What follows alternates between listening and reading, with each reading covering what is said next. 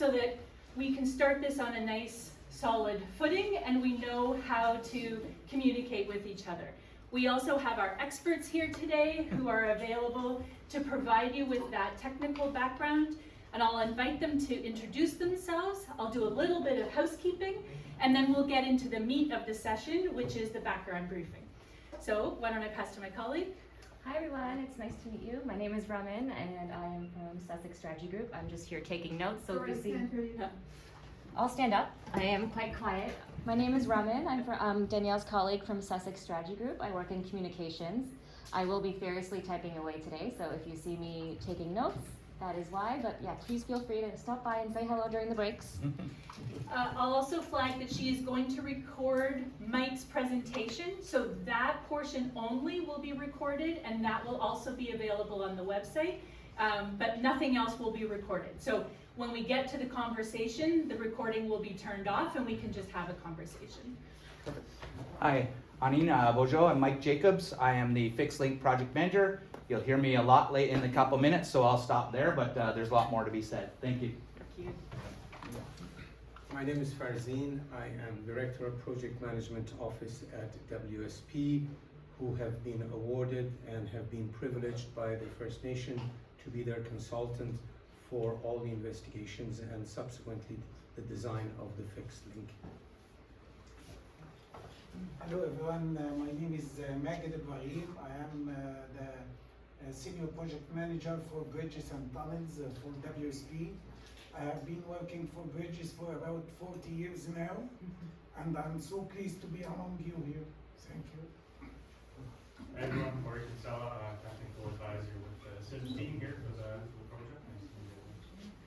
So just in case some of you will see there's a door here. If we have need of a fire exit, we can go directly outside here. There's also a door through into the library. There is a washroom here, so if in the presentation you need a break, you can go there, or you can go out into the library, turn to your right where you see the clock, and there are some public washrooms there. The presentation's about 40 minutes, so I just want to give you that heads up, so feel free if you need to stand up, walk around, use the bathroom. There are the beverages that some of you saw in the back, so feel free also if you need to step up and take a refreshment break by all means. At the end of the presentation, we'll take questions. Feel free to make your notes because maybe through the presentation we'll have covered the things that are of interest to you. At the end of the session, we'll take questions and we'll invite your feedback on how you would like to stay informed as we move forward with the process. It's a delight to see so many of you here today, and I think I saw a hand. Yeah, I do the abbreviation WSB. What is it? WSP is a consulting engineering company, is a Canadian consulting, one of the biggest in the world. We have about 70,000 employees around the world, with, if I'm not mistaken, over 500 offices around the world. And our Toronto office has been privileged to join the Georgina First Nation for this project. Yes. Can you tell me what projects you've done in this immediate area? If any. Maggie? In general, in Ontario, we have worked a lot for projects. So I'll give you a quick brief that I worked for. So I worked for Highway 11, Highway 69. I worked for William Hamilton Segmental Bridge. I worked for Oakville City, for Oakville Town, as well as I am working for the LRT in Calgary. I was working actually in two main projects in British Columbia. I worked as well in the main airport in Winnipeg. I worked in the main airport, Pearson Airport, Terminal 1, for all the ingress and egress bridges, 1998. I don't know, would you need more? No, that's great. Yeah, we're Hearing what you're saying, but I asked, what have you done in this area? In this area, I can say that I did not work for anything in Georgina Island in particular or Georgina area in particular, but I was working actually with the First Nation for a long time now. Thank you. Yeah. Well, Sure, last question, and then let's get into the presentation so we can give you the background. So, what other bridges across water have you worked on? Yeah, one of them is currently is being under construction, William Halton. It's very similar with a 40-meter height with about 120 meter span. That's a segmental bridge that's currently is working on. What city, out of where? That is Oakville. Okay. Okay. So with that, let me pass to Mike, who's going to take you through the background and the preparation and the history of the project, and then we can pick up our conversation. Mike. Perfect. Thank you very much, everyone, and thank you for coming. And it's been a while coming to this stage of getting to a point where we can tell you where we're at, because the community of Georgina Island had a few things that they needed to know about themselves and about building a bridge in Lake Simcoe, water that is dear to them and very sort of super important. My name is Mike Jacobs. I'm the CEO of a company called KBM Indigenous Professional Services, or SIPS, www.indigenousaware.com if anyone wants to look us up. I've personally worked with the people of Georgina Island now for about 20 years. My father worked for Georgina Island on the Williams Treaty First Nation claim. My brother works at Island View now.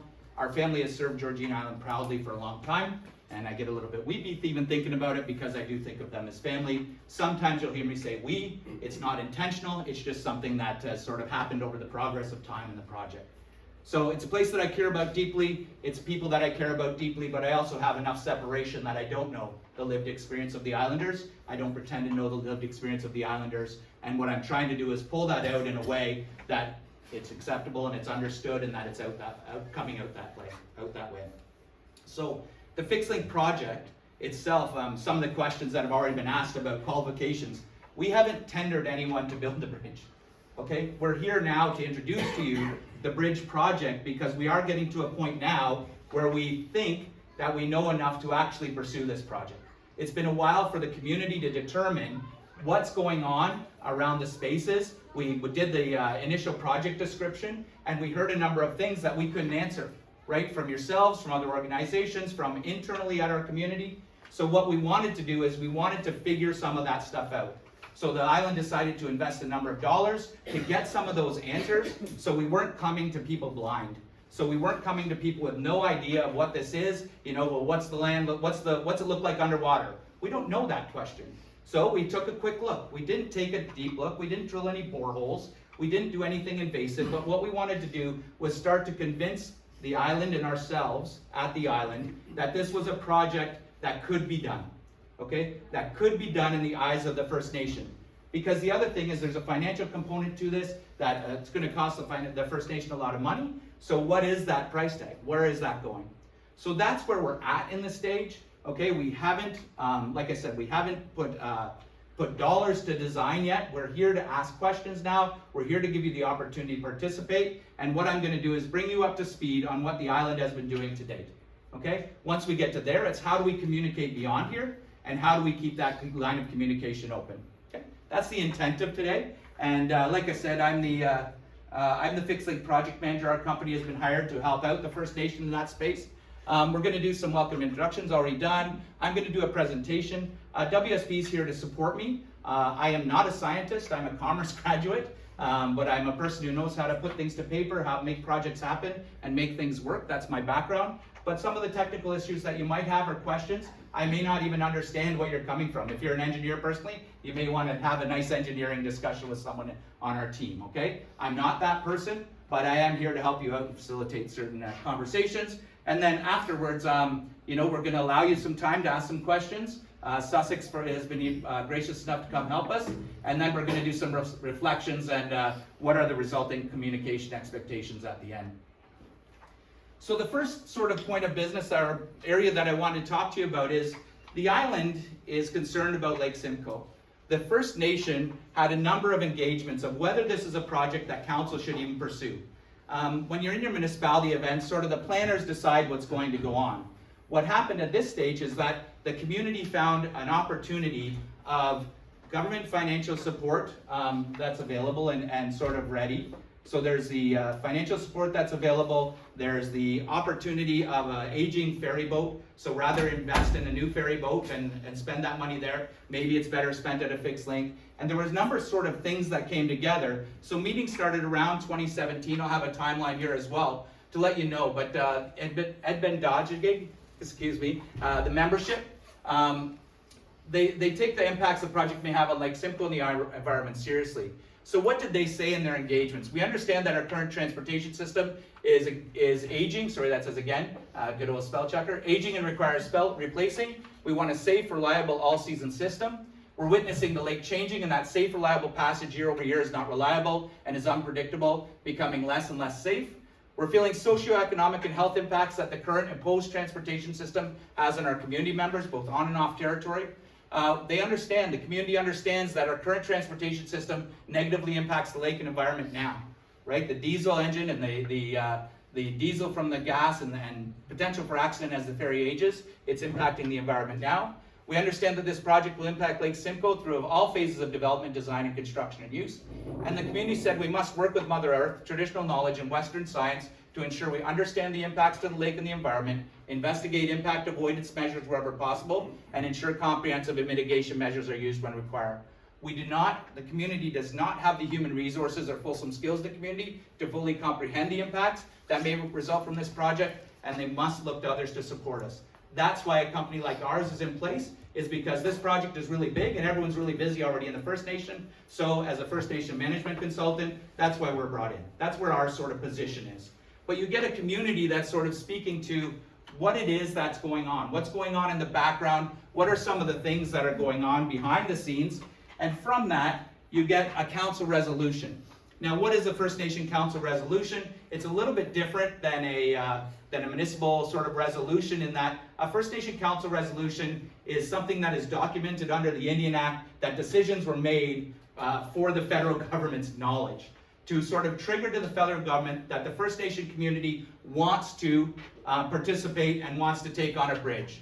The Chief and Council reaffirmed that ancestors used to have a natural land link. There used to be a natural land link before the flooding of the Trent Severn where First Nations members could cross. Okay, so this is an imposed sort of a space. They want to reaffirm the loss of that land link during the Trent Severn construction. They want to confirm that there's not a single safe, secure, and reliable all-weather transportation method currently. They want to confirm that the community feels unsafe crossing the lake now during the winter months. They want to confirm that community members have lost their life attempting to cross the lake. They want to affirm that climate change is affecting the lake and making crossing unpredictable. They're affirming a safe, secure, and reliable all-weather transportation method of its paramount importance. So that's council saying that this is what their strategy has to be. Affirming that research hasn't indicated that a fixed link comprised of a causeway and bridge will offer safe passage, and affirm that the GIFN members, through consultation engagement, have directed the council to proceed with the planning, design, and construction of a fixed link as the most desired solution. The community of the island has sort of put that forward. Chief and Council have affirmed this through a band council resolution, and what they resolved is they intend to build a fixed link that will connect Georgian Island to the mainland. They desire to complete the impact assessment by 2024, and they intend to have a fixed link operational by 2026. Are these numbers realistic, right? Are those numbers in there? Why do you put numbers in there? As a First Nation community, we've learned that pressuring the First Nation with dates is actually an effective strategy in making sure that we're listened to. If there's no dates there, then it's just something that's out in the open. So there are dates set in there. The community knows that they may not achieve those dates, but they're going to strive to do it. And one of the reasons, one of the big impetuses, is that the ferry right now is aging. It's coming to the end of its useful life. Okay? It's coming to the end of its useful life. It's going to need to be replaced. And there are a number of things going on with that ferry system that mean that a bigger ferry, some of the impact things, a bigger ferry isn't possible because it can't get through the Trent Severn. You would have to set up a shipbuilding yard to build it in space, right? Electrical, ice breaking, all these types of things were brought up as certain solutions. We've started to investigate some of those, and they're not sort of panning out in the way that a fixed link would, and even in cost, to be honest with you. Can you elaborate on that? On cost? On those discussions and the cost? On what the cost is? Yes. Yeah, I do have a slide on the cost, and I will get to the cost. The cost is about $400 million. right? For an icebreaker ferry? No, for a fixed link. No, how much was the icebreaker ferry that you investigated? Yeah, sorry, I don't know that one, but what we're doing right now is putting that financial package together on looking at those items. And what it is that it's the longevity, right? So even replacing a ferry 3 times over the course of the fixed links, 75, 80 years useful life, you end up paying more for 3 ferries than you do for the fixed link project. Yeah. We're gonna do those investigations, I promise. I promise we'll get to you, right? I promise we'll get to that information. We're not there yet. I honestly, we're not fully there yet. I want to have these questions with you after, and those determines, right? Okay, honestly, there's nothing here that we've been hiding or being secretive about. What we want to do is make sure we have some answers for you and bring you into the loop now. Excuse me, if you're not hiding, and if you want to be open and transparent about this project and the goals of this project, why has nobody mentioned the casino or the resort? I've mentioned this, that I'm not sure whether I don't want to go down too many rabbit holes today, because I do want you, I do want you It's to a have rabbit hole, sir? it. It is, sir, it is. That's the purpose of this project, isn't it? It is not. I can stand in front of you, in front of a camera, and, oh, sorry, Marlene's here from the Chippewas of Georgina Island, is an economic development. As a member of the Chippewas of Georgina Island, there has been no discussion for a casino or resort. This is for the safety of our community members. We have lost numerous people on the island trying to cross during the winter months. But no way has Georgina looked at the idea to date of a casino or a The casino resort. and the resort were described and included in a very lengthy document that we received last summer with 30 days to respond. It was very clear, it was printed in black and white, the resort and the casino. From the First Nation? Yes, ma'am. I did. Yes, ma'am. Not that we're Are you aware of. talking about the initial project description? Yes. Yeah, it might One be, had to scroll through 600 pages to find the reference Yeah, to true. casino It's- and a resort. yeah, But there it was in black and white, buried transparently in the initial communication. okay, the intent, and I've been at 3 years worth of meetings, is not. Okay, I don't know how else to say it to you, whether you believe me or not is different, okay? But that's the idea here, is that there's no space for it. The community doesn't want people coming across. No. Like, it's when you investigate or talk to community members, that's not the intent of this bridge at all, right? The intent of the bridge is all those things that I just listed. And we do have a big socioeconomic study there. You know, socioeconomic sort of studies. It's okay, Megan, Just very quickly, then, will you provide us, and the First Nation provide us with an absolute commitment to say, no resort, no casino? But Absolutely not. okay. The First Nation has every right to entertain any kind of economic opportunity once we get the bridge. And so we're not. There it is, folks. But hey, wait a minute though. We are not in a position where all of a sudden consultation shifts to you. Like, we are the people that are to be consulted. Who's We're the paying for natives. this? Okay, Who's okay. paying for We're this? paying for this.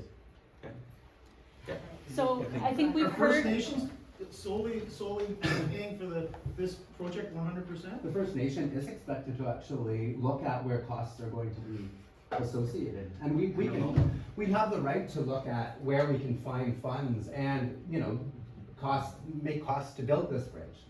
This isn't a place where we are asking you to build us a bridge and we have to consult with you on where tax dollars are going to build this bridge. Obviously, you feel that. But not everything is money. Obviously, you're gonna be getting funding from the government.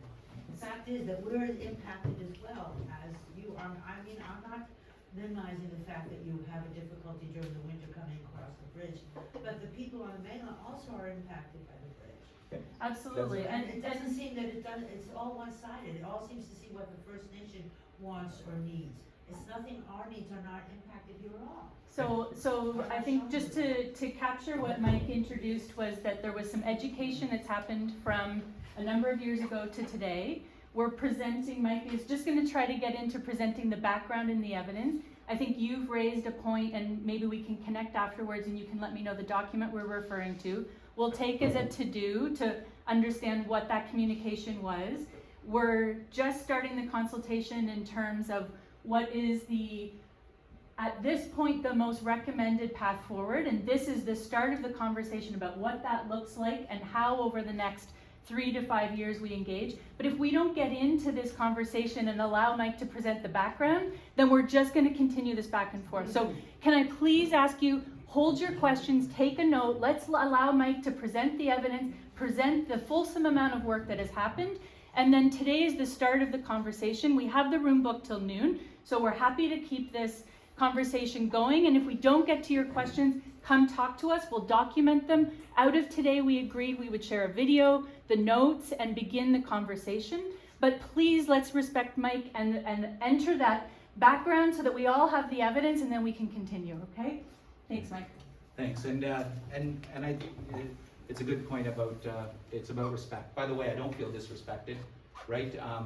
This does impact you, right? That's why we're here, is to start that process before, you know, it's like, I'm gonna build a fence. I don't know how much it's gonna cost, I don't know what it is, and I wanna get a detail of what that's gonna be before I bring my neighbor in to say, by the way, I'm thinking of putting up a fence, how are we gonna do this, right? That's where we're at in this process, is we didn't know what it was we were trying to do, right? We didn't know that part. Okay, so here we are. Okay, so where did these things happen? What has the First Nation been doing in the background in terms of discussions? Prior to 2008, there was a study done by Negan Burnside, which was a discussion about the bridge, what it might look like, what it might be, where it might be, what it might be around. And those discussions never actually went anywhere. It was just sort of an indication, a pie in the sky type idea of whether this is possible. In 2018, there was a technical team to explore this process, this idea of a fixed link, to explore the team, which is WSP and ourselves, were retained in 2018. In 2021, you have the council resolution to proceed with actually looking at this project in more depth. We did a number of engagements with the fixed link in the summer and fall of 2021 with the First Nation, with First Nations youth, with other Indigenous groups. We met with Georgina and York. We had a meeting with what we call lake stakeholders, meaning Lake Skimble Rescue Coalition. There was probably 12 or 13 different organizations on that call. We had a call with the MVP, the MP, just to say this is what we're considering. You know, what are some of the things that we want to do? We go through the IAC summary. We say, okay, well, we're going to go through the impact assessment agency process, which I'm going to sort of detail a bit here in a second. And what happened was we got the summary of issues back. We realized that there's a lot of things we don't know that we should know before we proceed any further. So we paused the clock on that process, and we're looking to restart that clock in October. So we're trying to give lots of time for people to ask questions and have engagements between now and October to actually discuss some of these things and to get into some of the more reports and get into some of those depths with you. In May 2022, we started doing some field work, and the field work was to assess what might be there, what are some of these things that might cause the First Nation to do a full stop on the project. And then right now in June 2023, we've got the engagement prior to the DPD, and then the submission is expected probably late to end October is when that submission is going to be. And I do get into the IAC process, because that's one way to communicate, where if you feel we're not transparent, so if you feel we don't believe you, we have actually initiated a nation-to-nation process, okay? So the agency, I have the website up at the top there, if you need it. And by the way, this is going to be on the website. You'll have a copy. We can email, if everyone at the end says, email me a copy, we're happy to do so. The agency manages the process to collect the information needed to understand potential impacts of provincial projects, like protect the environment, contribute to the social economic well-being, preserve the health of the people of Canada for present and future generations.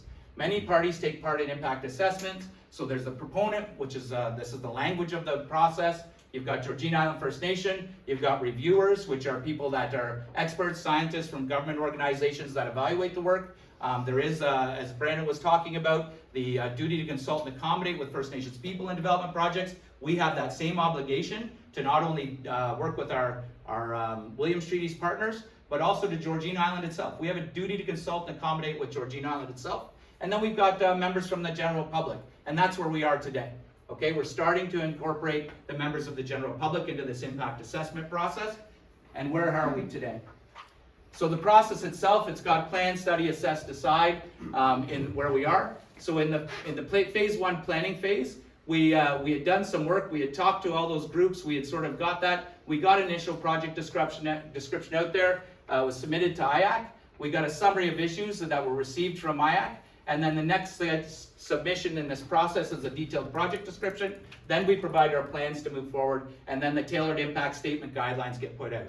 So within that process, the First Nation is required or has chosen to follow this process to make sure that we hear as many voices as possible. Like I said at the outset, the First Nation community is worried about Lake Simcoe. There is no other way, shape, or form to state that, in that that's what we've heard from our community members. Okay? The other side of this is, why did Georgina Island select this, for this process versus what's called the First Nations Land Management Act, Land Code. Georgina Island is a signatory to what's called the First Nations Land Management Act. Okay? I'll say that just sort of slowly, so if you want to look it up what it is. So what that is that Georgina Island has the ability to govern the environmental affairs of their own community. Okay? They have their ability to do these things, and by signing on to the Land Management Act, that process is something that could have chosen to be done, right? This sole individual process could have been chosen to go forward, and it was actually determined that we care about the Lake Simcoe. Let's go through the Impact Assessment Agency process so we can hear as many voices as possible, and to ensure that alternative avenues for comment are available. And what does that mean? Is that, like I said, there's obviously a trust issue already, between some in the room and ourselves here. So what we want to do is provide you with a federal nation-to-nation relationship that you can provide your comments, and they make sure, and they have to be heard by our First Nation community.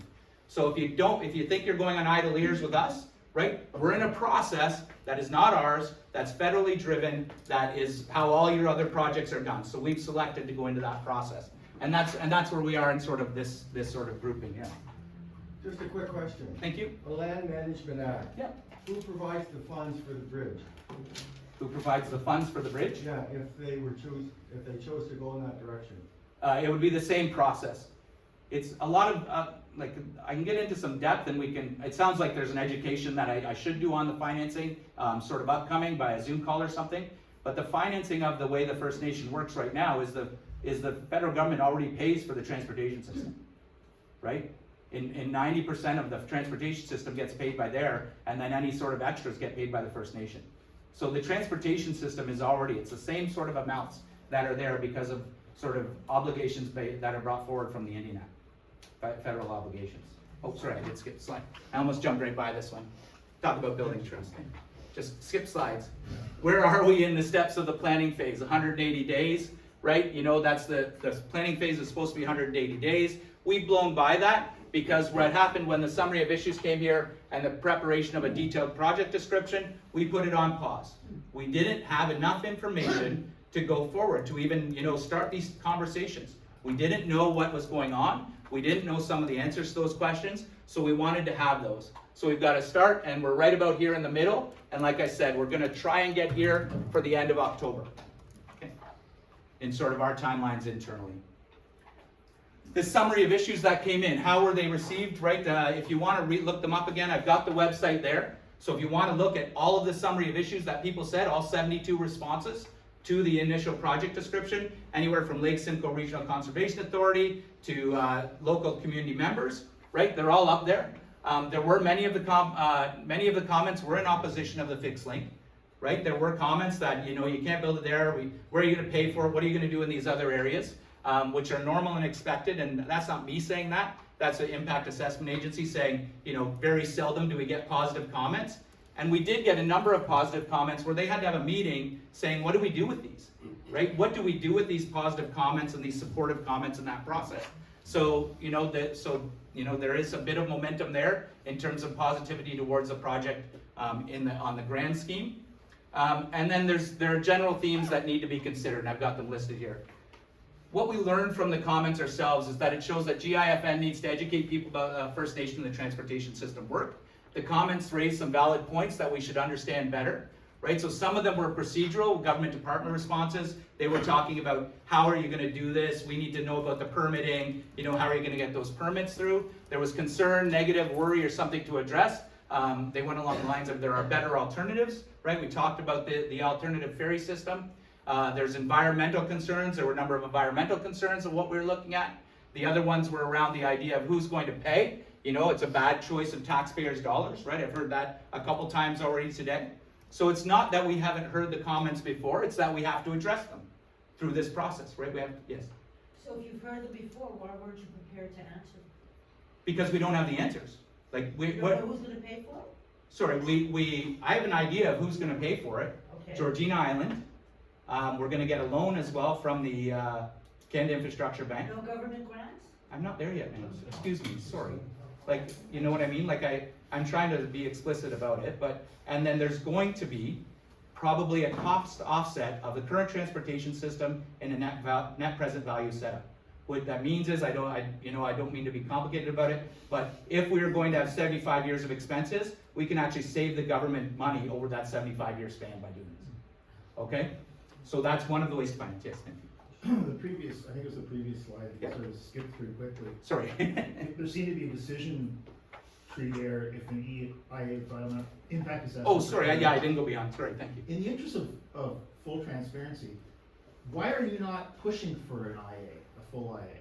Like, what, would that not satisfy a lot of the outstanding questions?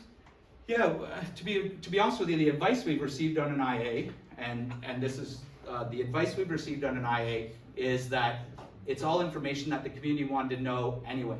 So we're trying to get that information ahead of time. We're trying to provide all that information ahead of time, because the other side of it is we have time constraints based on the ferry system, right? The current ferry system is sort of driving some of that urgency, the aging ferry system, and that's part of what's driving it. So what I'm hearing though is that you are trying your best to avoid an IA. We are trying our best to provide all the information that an IA would support, but yes, of course, yeah. The answer is yes. Yeah. Well, Yeah, the answer is yes, but for different reasons from what you're saying. worst case scenario, if the current ferry system had to operate, what's the lifespan of what you have, what's available today? Right now, we believe that we believe, right, knowing like I can't predict the future, about 5 years, Okay, right, for the ferry. Thank you. And by the way, the useful life is at 30, and that's not 5 years away, it's 3, right? So that's expending more money to keep it. That's a big chunk of driving this process, from what I'm hearing. because- Speed, the speed of the process, yes. Thank you. To just replace the existing ferry with like in kind, Yep. what sort of dollars are we looking at? I don't know. I personally don't know. We don't know that number? I don't know it, because we haven't got to those part of the discussions yet with the federal government in terms of replacing it, right? In terms of assessing that number. So we are doing that now, like everyone, like we said. We knew we would come here with some answers that you're like, how do you not know that, right? It's because we're learning through the process. I'm quite content to learn through the process and get to here and find the financial differences. But the majority of it has to do with health and safety, right? There's gonna be a cost that's gonna come, that's gonna be part of health and safety for the community. How long would it take to perform a complete impact study on the effect of what the bridge would do to Lake Simcoe and the dozen beaches that are immediately affected? How long would a full impact study take? The full impact study, so we've started some of the research now, but the full impact study, can I defer that to you? The technology Please, and yeah. timing, yeah, sorry. Going back to the gentleman's comment about we're trying to stay away from impact assessment. IAC, the federal agency, will not allow us to proceed without an IA if they were not satisfied that we had covered all the issues that potentially would be important in an IA. All the discussions that Mike has presented in terms of the issues list and the IPD and the DPD, we're working very closely with IAC, and they will not allow the project to proceed if they were not satisfied without an IA. The minute they feel that it has to be, it will be, there is no choice. But the attempt is not to run away from it. The attempt is bearing in mind, as Mike indicated, there is a constraint on time because of the lifespan of the ferry that becomes a major element in the decision-making matrix. And then there's another question. How long would an impact assessment take to perform a full, thorough, objective impact assessment? How long would that take? I will venture to say anywhere from 18 to 24 months. 2 years? It's a lengthy process. Was that 24 months? 18 to 24. I got a question. Yeah, thank you, you've been patient. Is this fixed link gonna be a bridge up in the sky on stilts so the fish and the boats can go underneath it? Or is it gonna be a causeway across the water? And where on the mainland will it start? There is a slide, I have the actual slide in the study area. If you give us a few minutes, Mike has a specific slide for it. But it is a causeway bridge combination. It's a To combination. answer that now, but I do have a full slide on that. The causeway bridge, it's both. It's both, yeah. Where does it come from the mainland? I'll show you the exact property of where the alignment is. It's one of the Georgine Island owned properties. So I'm gonna make a comment and not a question, and that is when this started several years ago, I'm not an engineer, I'm a physician, but as a common sense comment, why wasn't the impact assessment part of the initial, that, to me, if I was an engineer, I would think the first thing I need to do is, obviously, I'm concerned about the safety, I want to deliver some sort of mechanism to ensure there's safe transportation.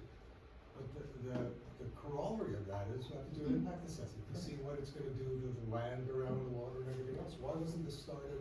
I know there's a time constraint now, but I'm unhappy that whoever was involved with the planning didn't think or didn't start the impact assessment immediately. Yeah, we've done a number of projects, which I'm gonna speak to. We've done a lot of assessments, and we've been on, If I may. sorry, go ahead. In the world of mining, there is an expression. They call it pre-feasibility, feasibility, and then the implementation. Assume that in Sudbury, which we have a lot of nickels and coppers and whatnot, one of these mining corporations around the world, they want to have a new exploration. Before the project starts, they have to do what they call a pre-feasibility. They're gonna do some tests to see if there is copper in that area, if there is adequate for return on investment. Nothing is done on the project itself. It's just a pre-feasibility phase to find out whether it's worth doing or not. This is a part of the work that Mike and his group and the First Nation has done in the way back when.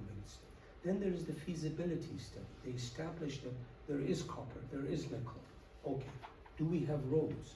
Do we have enough water? These are the feasibility part. Again, this is where we are now. Once the feasibility proves to be positive, remember the pre-fees? They established there is enough nickel to make a good return. Then there is road, there is water, there is power. And if there's no power, this is yea much it would be needed to generate the power. Once all of these are established and they're all positive, then we will start the design phase of whether it's an open pit, whether it's a deep well, etc., etc. And this is what Mike was explaining, that no design has been done because we have had to prove these facts to ourselves, the First Nation, and all the authorities having jurisdiction over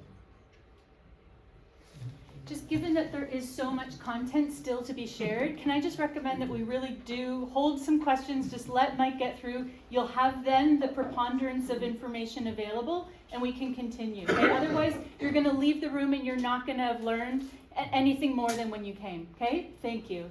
Thank you. Okay. Thanks, everyone. Appreciate it. So the point was valid. Sorry, I did skip through. I went to the part where we are as opposed to where it can go. There is the option of an impact assessment, a full impact, an impact assessment. Then you start to go through permitting and working through other stuff, other avenues of the work. Or you get the consultations on plans and tailored impact statement guidelines, and then you have that goes on for another 100 days total in terms of getting more information. So you either go through the IA or you don't go through the IA. Our intention, yes, is to go through the IA at this stage, right, to get those impact assessments evaluated. And we've started some of that work now, just in sort of prefacing that to make sure we understood what we were doing or what was impacted. So we got to, sorry, I didn't want to go through this one, right? And then we get to the support questions here where we have health and safety, community benefit, reconciliation of the Williams Treaties First Nations, Huron-Wendat, and Métis Nation of Ontario, Canada Infrastructure Bank, local and regional politicians have sort of said things, and general population had actually said some positive elements to that as well. So there has been some of that in those, and if you want to, like I said, Like it's fully on the transparent on the website, and that's why I'd like you to use that mechanism so that it is heard, and you know it's heard and documented in a way that you're comfortable with. The next slide here talks about, when we received the summary of issues, I talked about 2 lessons that we learned, right? One, we are committed to learning more, so the community has made a significant financial investment in learning some of those things, committed to sharing what was being learned, initiating a great engagement process that we're here, and we paused the clock on the DPD submission while we informed ourselves to be better proponents. One, we educated about the GIFN. We want to educate about the First Nation. We need to contextualize our need for a better transportation system. We need to open up the lines of communication to share why it makes sense, what we know, and what we are learning or need to learn. And then there's the second side of this, which is just general project understanding. From the IAC Summer of Issues, we wanted to understand it a bit more, and prior to the detailed project description, we're going to have independent research completed in 15 disciplines, several investigations into the impacts. Someone asked where this fixed link is going to go. When we first started this project, and this is probably what you saw in other sort of documentations, is this, and I want, before you jump on this slide, this is what we thought 2 years ago, okay? This is what we thought 2 years ago. It hasn't changed a lot, but I want you to know that there is another slide that talks about where we're at now, what's been moved on. So it was going to connect. It was going to come up and through and connect at Black River Road to Bear Road and Chief Joseph Snake, about 3.3 kilometers of roadway, some of it being causeway, and then an elevated bridge and then causeway. These were assumptions based on the community-driven impact and initial desktop technical investigations, The First Nation has invested heavily in firming up the assumptions, and I'm going to sort of talk about what we've done to that effect. So what happened is Georgina Island said we need some help. So improving the project understanding, retain technical teams from SIPS, that's our company. Cambium is one level of ecology study, and then WSP is actually doing another ecological oversight of that study. So we actually are paying for 2 people to do it to make sure that our community on the First Nation in particular is comfortable with how that process went, and that all of the assumptions are valid and that the tactics were sound. WSP has been retained as a technical team. They've done a lot of the introductions. Intrinsic is a company that did a health impact assessment, and Silvicon has done a bit of forestry work for us. So there's been 5 different companies that have sort of been doing work in around there, 17 different disciplines. We're expecting 36 deliverables. Began in Q1 of 2022 and will continue into Q1 of 2023. The total investment to date is about $1.6 million of First Nations money. Right, with CIB providing a loan. Okay, right. So it's at our expense. So what have we been doing? What are some of these disciplines and deliverables? We've been looking at archaeology, doing a stage 1 archaeological marine and land oversight. Air quality, what are the baseline conditions and impact assessment study of that? Bridge engineering, option 3 elevated drawing update, reference concept designs, we're expecting those in the upcoming future. Civil engineering has happened, a bit of contamination, so some ESA site assessment work done. Ecology, you look, there's a great big long list there, I'll go a lot more into ecology. Geophysical, marine and on-land geophysical surveys, and I'm just going through them quickly. Like I said, take a picture and look through them all, but geotechnical, we had planned on water boreholes, we never did that. We'll show you what we did there, I will explain what we did instead. Hydrogeological, a bit of heritage, health impact assessment was done, noise, security options, spills, stormwater management, and then traffic and transportation. So I'm going to talk about a few of these in a bit more detail, and then I'll comment on some of the others of where they're at. The archaeology, there's a really high probability of finding archaeological sites as communicated by the WSP. Because of the study's long area for Anishinaabeg, stopovers, campsites. In the near term, there's a potential increase in archaeological phases.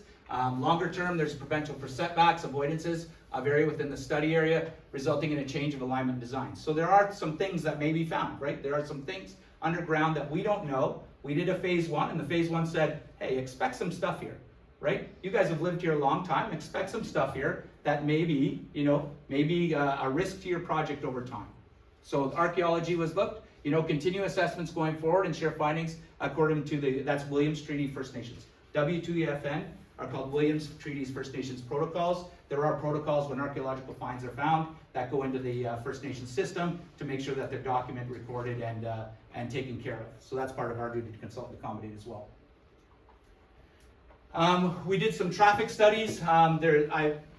on this map, when you do get this document, there's the automatic traffic recorder and the traffic meter counts. So we did do traffic meter counts. What I want to go through here is, collected and reviewed necessary data and project information. We established base traffic volumes and synchro models, converted non-summer weekday traffic to volumes and summer weekend volumes to assess heavier seasonal traffic, derived general traffic growth rates for 2022, estimated the auto trips generated by land uses and activities, forecasted 2031 and 2051 future traffic volumes. And what the strategy outcoming of that is, the First Nation needs to work with the regional traffic plan for a solution that may require lights at Black River Road and Black River and Haddon. Note that the number of users on the First Nation can't grow too much due to island capacity. So from the First Nation, there will be more trips. I'm not saying that. Okay, I'm not saying there won't be more trips. There absolutely will be more trips from First Nation members, but just the actual land base of growth and number of people that can actually fit there and fit the systems and the infrastructure at this point in time just aren't there. Okay, number of trips will grow as they're bottlenecked by the ferry won't be there, right? Instead of having to wait for the system, you're more likely to go off and get a coffee, you're more likely to do that. So the number of trips are expected to increase. When you look at the numbers, when you look at the data that will be provided in future works, in particular in the DPD, it's expected to be fulsome in there and when completed. So again, not all of these reports are complete.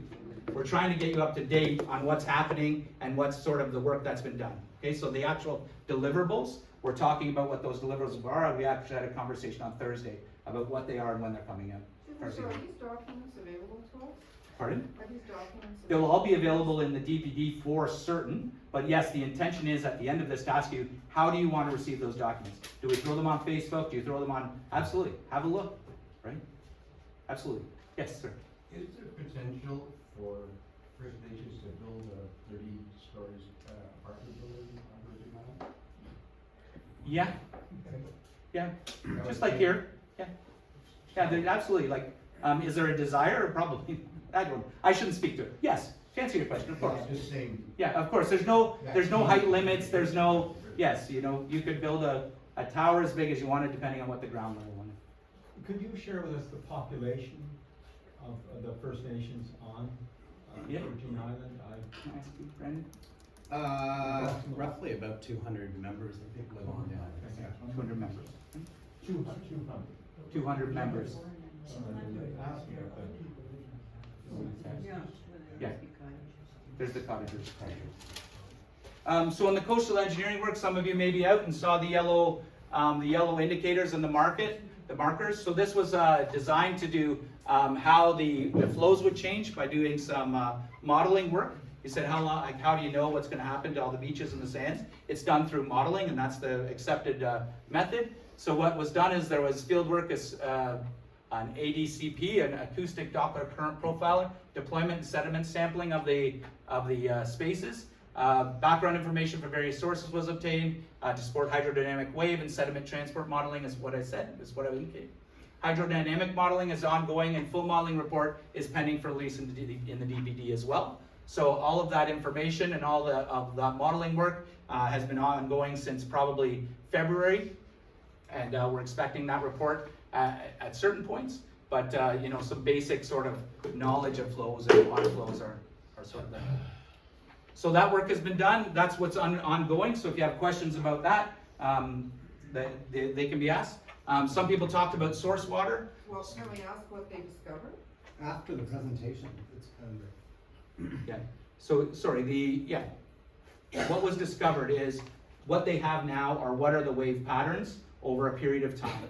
Now they have to go through a computer modeling of how many years out, Megan, would you say, that they're going to model out for the coastal engineering modeling? Or maybe Farzine, do you know what the reasons?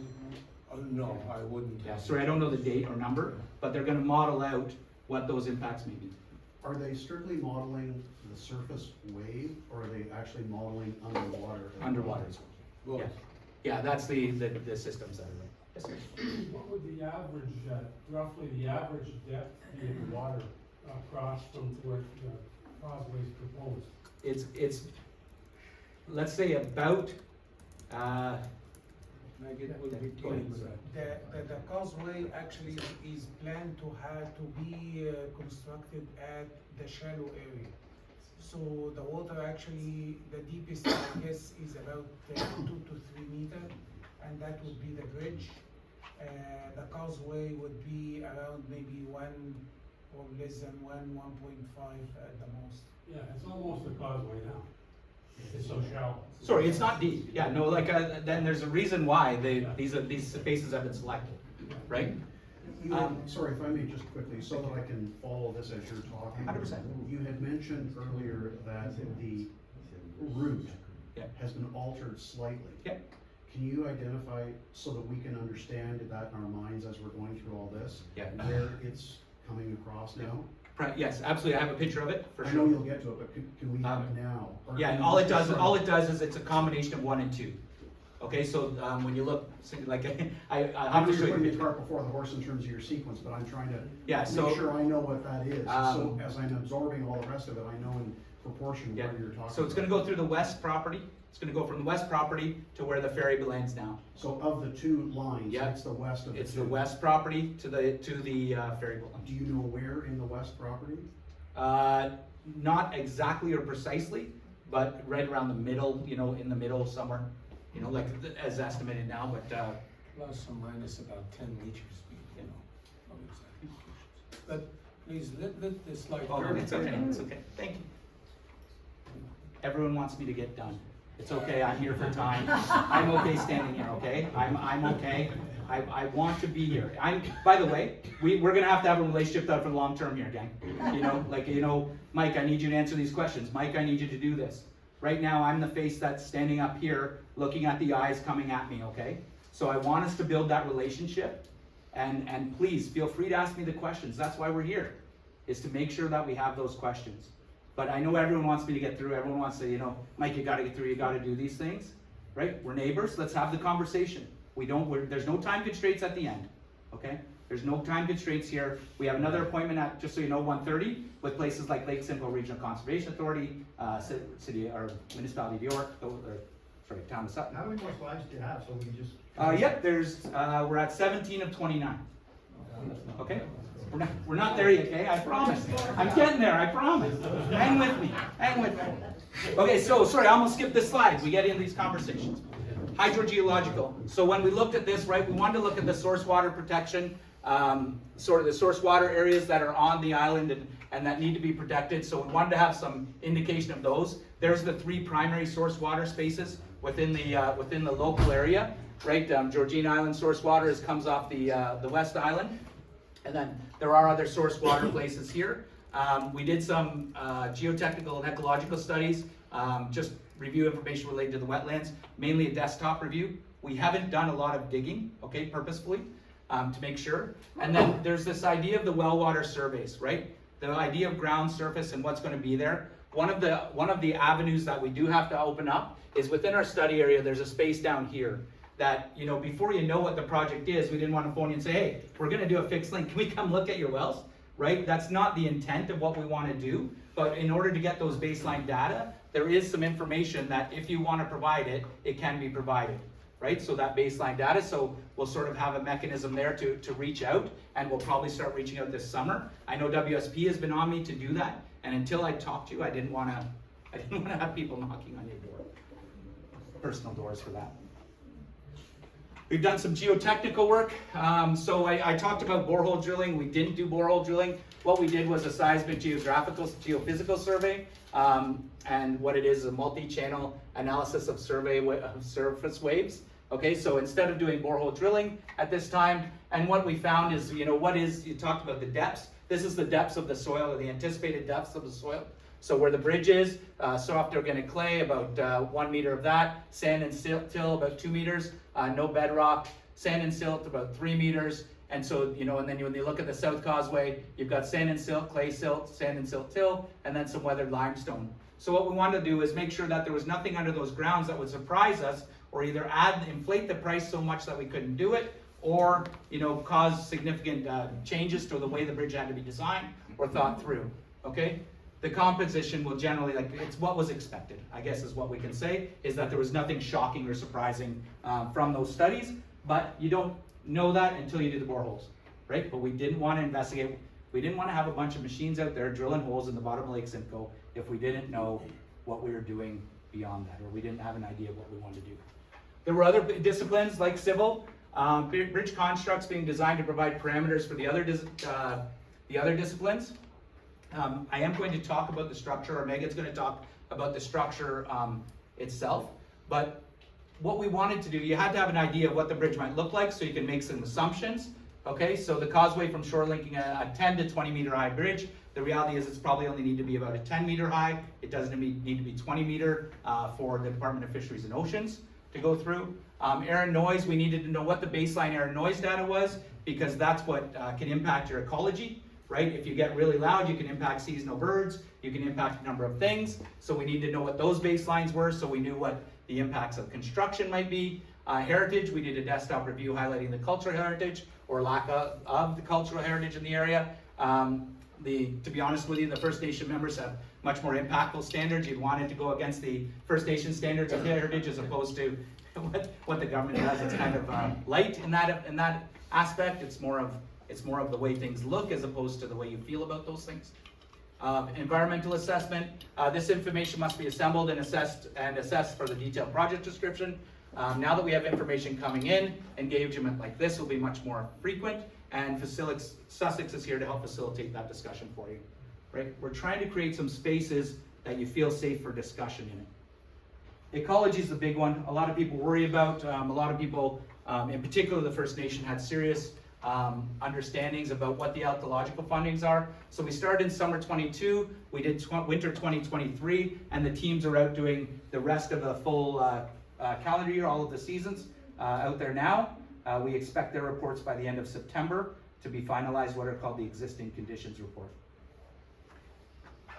So when you look at the mainland properties, I talked about the west property and I talked about the Bay Vista property. These are properties that are owned by the First Nation community, and they were presented as options of where the ferry could land because of that ownership. Some of the ecology here, you've got a large minnow population in the spring within the water course.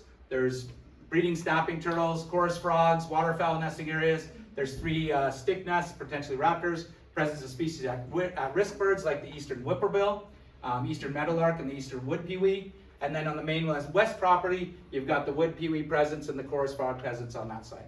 So we're starting to look at what some of the species are that are there. Not to fly through them, but some people just want to know what's there. On the island side, there's a lot more diversity. On the island side, there's breeding snapping painted turtles in the wetland, 7 species of frogs present.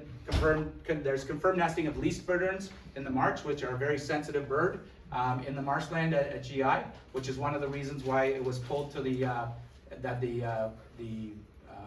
landing was pulled from the way it was going to go into the community to where the ferry system is now. Presence of species at risk birds like the eastern whippoorwill, wood pewee, barn and bank swallows, blanket tern. There's great egrets and swans are also present in the marsh area. Okay, so there's lots of animals. We all know this, right? If you're part of this. The other thing that the First Nation did that is a little bit over and above is the First Nation has what's called a species of concern. So these are species that are more traditional in nature, and they would never come up on any federal assessment. So Corey was out there doing the walks and making sure that we looked. There's large strands of ostrich ferns or fiddleheads on the main properties, which is one of the food. There's turtles present in the Bay Vista property and First Nation study area. The marsh home has many species like the swans, the egrets, the blue herons, and the bitterns. There's noticeable deer sign on both the west and Bay Vista properties. There's eagles observed flying over the study area multiple times. Large older birch bark trees present on both west and Bay Vista. There's large sections of cedars. There's no morels, puffballs, leeks, chicken of the woods found at the habitat exists on all sites. And there were actually brewing hops on the west side. So not necessarily a traditional thing, but just something that was noted and identified there. Just some pictures here of what's there. That there were people in the work, and just to sort of give some idea of the ecology, that yes, there were field teams out there doing that work and managing. You can see the mating pair of turtles. There's the nest that we have there. There's the minnow populations, and then you've got the cedar trees or the trees, and then you've got the eggs and the hatching. So we understand that there's a lot going on. Now here's the slide that you were looking for in terms of the bridge and where it would go and what the options that were presented. I'm going to pass this over to Megan for a minute. But what you had was you had option 1 coming in to the other side. You had option 3 coming in this way on the study area. And what happened was when we did the ecology, we did all the other work, it was recommended by WSP to take that link and move it away from the sand islands even more into a space that wasn't, there was no depth change, to be honest with you. And it comes into where the ferry lands now. And just to give you an idea of the impacts that you have, yes, there's also impacts here that how do you construct a bridge when you need a ferry, right? There's a lot of things that haven't been fully thought out yet that we need to get to and figure out the solutions for. So Megan, I'm going to give you a little bit of an idea, a little bit of time to sort of talk about that and that slide. Thank you, Mike. So basically, as you can see for the red and the green options, for example, so we have expected that this area doesn't have a lot of running water because of the existing islands here, and it's a bit shallow. So this is actually expected to be a causeway, and the other part here, which is closer to the land, would be as well expected to be a causeway, and that actually would minimize the length of the bridge. And then the bridge will be in the middle, is about 1.2 kilometers. So it's a huge length as well as of a bridge construction. And we expected that the span would be around 120, 150 meter span for each, so that actually can minimize the number of piers, number of columns, number of foundations in the bed of the lake. So that actually would minimize as well the impact on the water and on the environmental as well. As Mike mentioned, that the minimum clearance for the bridge would be about 10 meters. That actually would allow all the navigation without any interruption. The bridge as well, because of the long span, is going to have a really deep section. So that's say about 7 meters at the pier and maybe about 3.5 in the middle. So it's going to be look like part of the arch all the way from the beginning to the end. 7 meters, if you say about 7 meters plus 10 meters, that's about 17 meters above the water elevation, which is pretty high. So the profile of the link will look some way all curved from the land to the land, and actually is going to land approximately some way here at the causeway. So basically you would expect that the causeway would be a bit high here and going down to meet the land over there. So that's actually the way. The bridge itself, we expected to have 1 lane going and 1 lane coming. So that's 2 lanes with a sidewalk, and we say MUP if biking is probably there. However, if you think about 2.5 kilometer total length with biking in a windy days would be a bit hard. In the winter would not be. So that's actually a debate that we are actually studying right now. As you can see, or as I heard about casino and so on, we are saying that 1 lane going and 1 lane coming. I would not expect that this would be enough for a casino, for example. I didn't hear about it, you know what I mean? So I would say 1 lane going and 1 lane coming with a shoulder on the right and a shoulder on the left. That actually was planned from the beginning at 2018. And that's actually the plan to go ahead. So if any questions for the bridge and the causeway, yes? Sorry, we'll do the quick job. Go ahead, but yeah. Which option is it 2? It is 2, yes, sorry, option 2. Can you please do me a favor? On that map, could you walk over to it and put your finger where the ferry now leaves from? Leaves the island or leaves the mainland? The mainland. The mainland? The mainland. Where does the ferry leave? Over here. Oh, Yeah, it's far down here. So did you say that it's gonna come from the river, from where the ferry is? It's going along, you're gonna come down from the ferry, you're gonna leave and you're gonna go towards the shallower depths away. The ferry route is, the ferry where it leaves is not even shown on that map, correct? No, it was shown on the first study area map, but yeah. Come on, this is ridiculous. If you're showing us the way it's gonna run, show it where Okay. we can see visibly. Sorry about that. It's just a choice of slide difference. I honestly, where was it here? Yeah, this slide was meant only for. Yeah, so here's the study area, right, that we've been looking at. Here's the two options. So with my finger drawing of exactly what we're doing, I've got this. The ferry is The where? ferry is here. Okay, so right now, on that road, you're building stuff in there now, aren't you? On here? No. On option two. Oh, on on that road, where the parking lot is. Where the parking lot is.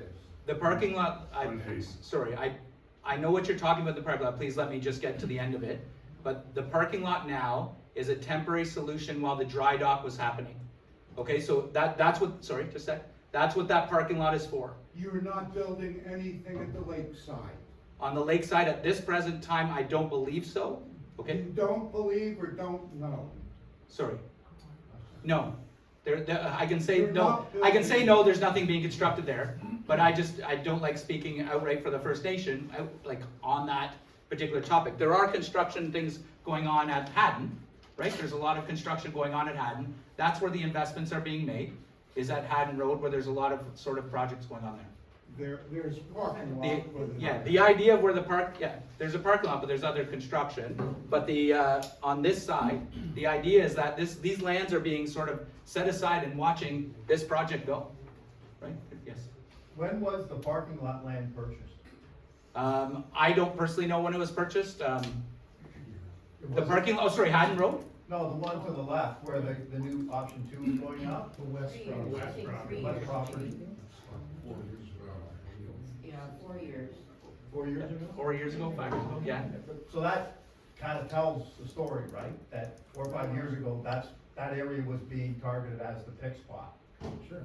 High level, without doing a lot of thinking, that's what it says to me. You're going to need, the First Nation needs land. I got it, but my point is that they purchased it, which is fine, it's their right to do that, but I mean, it would sense that the intention was, hey, this is going to get to be a go at some point in time, we're gonna need that land, and we need to purchase it. I get why you did it, I just need we're not talking about transparency, Yeah. that's important. Yeah, I would say that the mainland properties that have been acquired, right, have either been within economic development initiatives and intentions, or additions to reserve and housing intentions, or health and welfare intentions, or the need for land to do something like a fixed link, right? But yeah, they honestly had land, right? Have land to go, and it's actually reserve land. How Yes, many sir. people did you say live on the island now? There are 200 members that live on the island. The total. You're saying members. Yeah. I'm asking you, how many people live on the island? Members and what's the population? It's about 400. Sorry, it's about 400, 450, but So the there's 200 more people living on that island besides the community? seasonally. Okay, seasonally. Yes. Right, there's a whole, It- I would love, okay, sorry, go ahead. Do they, I'll do give you they time. rent land there? Pardon? Do they rent? Well, see, there? I'd love to get into it, but there's a whole lease and certificate of possession process that's caused by the Indian Act on the First Nation.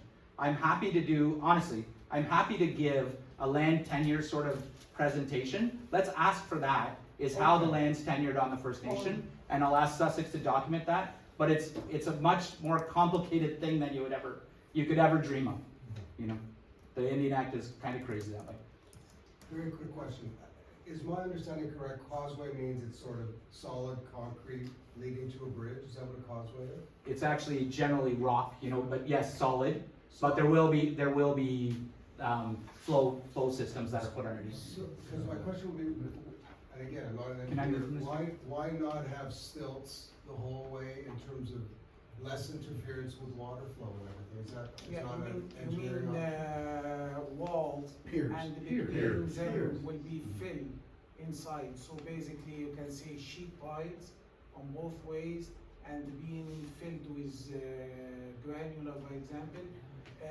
At certain points we will have some openings to allow the water to run so that it doesn't stay dead from one side to or the other. So that's all under the study. So this is not finished as a study. We still have a long way to finish the study. If I may add to that, sorry, cost effectiveness plays a good role. Causeway versus a bridge, the cost is significantly less of the causeway. Give me an idea, Matt, per linear meter of causeway versus linear meter of bridge? Probably the bridge would be about $10,000 per square meter, you can say. So if we have assumed 10 meter, just a round number for easy calculations, so 10 by 10, you are talking about $100,000 per meter length of the bridge. That's approximate. Less than half of that, 100% for the causeway. The causeway costs that. But if it's a 75-year project, if your funding is going, saying, hey, the fair would have to be replaced 3 times, is money the real issue? Money is an issue just because Georgina Island can't afford their part if it gets too tough, right? The First Nation has a certain amount of money. That's just what like you have the federal government for, isn't it? No, like, yeah, I would love to say that we have the federal government to pay for this, that they have an open book. The federal government is not, we're just starting those discussions now. Well, can I ask my other question then? Sure. If most of the people here, I believe, are homeowners from the boondocks over up to the tip of Duclos. So if this thing goes for a huge mess and it's an ecological disaster, from a liability perspective, who's going to pay the property owners when everything goes for a shit? And it's not, it's less likely to be the Indian band, so the federal government's going to get sued effectively by all of us, irrespective of what the tribe has done, saying, hey, you messed this whole area up, and I've got a $4 million home, so it's now worth $1 million. Just cut me a check for 3 and I'll go move up to Muskoka. Are we protected as landowners? Yeah, it's a great question. It's a great question that we can discuss. Like this is the first discussion we've had. I would like some. No one's ever raised this issue in 4 years? Pardon? Come on. No, sorry. We understand that it's going to be an impact, but we're now opening a line of discussion to actually discuss with you. And will it have any impact on the result, the final result? Just out of curiosity. It will, because that's what process we chose, right? Does it have to? Not totally, but with the impact assessment process that we've chosen, we have to address what we hear in these meetings. You know, whether we address it to your satisfaction is entirely different, right? Entirely different. Just a point of reference would help, I think. Where is option 2? Where does it land on Black River Road? I can't make heads or tails from that. It's right by where people were talking about the parking lot. Yeah, right where that parking lot is, that's that property. Is your presentation over yet? Where's the parking No. lot? Can we continue on and get the presentation out of the way? Sure. Have some respect for us who want to continue to listen to this presentation. Thank you. Thanks, everyone. Like I said, we're gonna find a way. This is the first time we're communicating. We're gonna find a way to do this and communicate. I'm happy to sit here and be patient, as well as hopefully you can as well with me, but we're gonna have these jobs. Okay, so the reason why we're here, we're getting there, thank you. There's 2 more slides left. How do you want to be engaged, right? The flow of information right now is based on a nation-to-nation relationship between the First Nation and the federal government. Okay, that's the flow of information of the way that process happens within the First Nation. And like I said, I'm happy to present on some of the reasons and how that's developed over time. But we're currently presenting to a number of federal government departments at a national level, right? We're starting to do meetings. I met with infrastructure, environment, climate change. I'm with ISK next week. I think I've got 30 meetings planned with those types of organizations over the next little while. The presentation this afternoon, we've got a presentation this afternoon, like I said, to what I call Lake Simcoe stakeholders, probably the wrong sort of wording, but community groups, we're all invited to that, as well as the municipalities, and Lake Simcoe Regional Conservation Authority do the same presentation, and then some Indigenous groups as well, right? The Métis Nation of Ontario will be there this afternoon, as well as GI's here, so we're good that way. To talk about the duty and consult requirements. We want to ensure that the community is informed, engaged prior to release of the detailed project description. We want you to be warned that it's coming. We want you to know what's coming and what's there and what kind of questions ahead of time, so that we can try and answer them, right? So that we can try and have those answers for you. And like I said, we may not satisfy everyone. We're not going to satisfy everyone, not even close, okay? Not even close. But what we want to do is make sure that if there's mitigation things that need to be looked at, if there's things you want us to have, if there's things that you want to hold us accountable to, make sure it's in this process for us. What are the processes? So we've got some just sort of here at Engage Community, Sussex Strategy to help us out. Like, would you like to see a monthly newsletter? Would you like us to push things in the press? Would you like us to put things on the website, social media? Would you like presentations in certain aspects? What are those? That's the kind of discussion that I'd like to have.